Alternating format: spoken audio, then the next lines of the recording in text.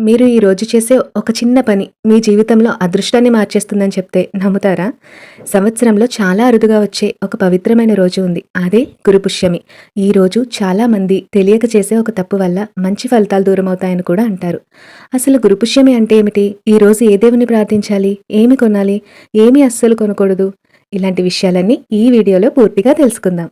అందరికీ నమస్తే. మీరు చూస్తున్నది శ్రీ ఇన్నర్ వాయిస్. మనసుకు దగ్గరైన ఆధ్యాత్మిక విషయాలతో మీ ముందుకు వస్తున్న ఒక చిన్న ప్రయత్నం. గురు పుష్యమి అంటే ఏమిటి? గురువారం రోజున పుష్యమి నక్షత్రం కలిసే రోజునే గురు పుష్యమి అంటారు. హిందూ జ్యోతిష్య శాస్త్రంలో పుష్యమి నక్షత్రాన్ని చాలా శుభప్రదమైన నక్షత్రంగా భావిస్తారు. పుష్య అంటే పెరుగుదల, అభివృద్ధి, ఐశ్వర్యం. అందుకే ఈ రోజున ప్రారంభించే పనులు మంచి ఫలితాలు ఇస్తాయని చాలా మంది నమ్ముతారు. కానీ చాలా మందికి తెలియని విషయం ఏమిటంటే ఈ రోజున కొన్ని వస్తువులు కొనడం శుభమైతే మరికొన్ని వస్తువులు కొనడం మాత్రం అస్సలు మంచిది కాదని పెద్దలు చెప్తారు. అవేమిటో ఈ వీడియోలో చివర్లో చెప్తాను. అయితే ఈ రోజు ఏ దేవుణ్ణి ప్రార్థించాలి అంటే గురుపుష్యమి రోజున ముఖ్యంగా శ్రీ మహాలక్ష్మీదేవిని ఐశ్వర్యం కోసం, శ్రీ గణేశుణ్ణి విఘ్నాలు తొలగడానికి, బృహస్పతి దేవుణ్ణి గురుగ్రహ అనుగ్రహం కోసం, శ్రీ దత్తాత్రేయ స్వామిని జ్ఞానం కోసం ప్రార్థిస్తారు. ఈ రోజు ఉదయం లేదా సాయంత్రం ఒక చిన్న దీపం వెలిగించి భక్తితో ప్రార్థిస్తే చాలామంది మానసిక ప్రశాంతత పొందుతారని నమ్మకం.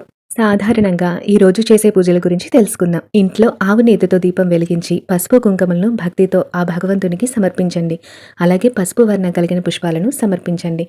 తర్వాత లక్ష్మీ అష్టోత్తరం చదవడం, హారతులు ఇవ్వటం చేయండి.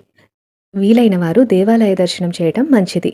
పేదవారికి దానం చేయటం ఇంకా మంచిది. అయితే ఈరోజు ఏవి కొనాలి?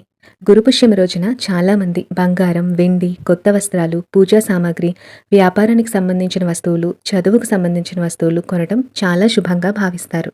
మరి ఎలాంటి వస్తువులు కొనకూడదు అంటే అవసరం లేని ఖర్చులు ఈరోజు చేయకూడదు. కోపంతో చేసే కొనుగోళ్లు చేయకూడదు. పాడైన వస్తువులను తెచ్చుకోకూడదు. అప్పులు ఈరోజు అస్సలు చేయకూడదు. ఈరోజు ఎలాంటి పనులు చేసినా అవి రెట్టింపు అవుతాయి అని నమ్ముతారు. కాబట్టి ఈరోజు శుభాలకు సంబంధించిన పనులే ఎక్కువ చేయడానికి ప్రాధాన్యత ఇస్తారు. చూశారు కదండి గురుపుష్యమి రోజు యొక్క ప్రత్యేకతను. ఈ వీడియో మీకు ఉపయోగపడితే తప్పకుండా లైక్ చేయండి. మరియు ఇలాంటి ఆధ్యాత్మిక విషయాల కోసం శ్రీ ఇన్నర్ వాయిస్ ఛానల్ను సబ్స్క్రైబ్ చేసుకోండి. మీకు గురుపుష్యం గురించి ముందే తెలుసా? తెలిస్తే తప్పకుండా కామెంట్లో చెప్పండి. ధన్యవాదాలు.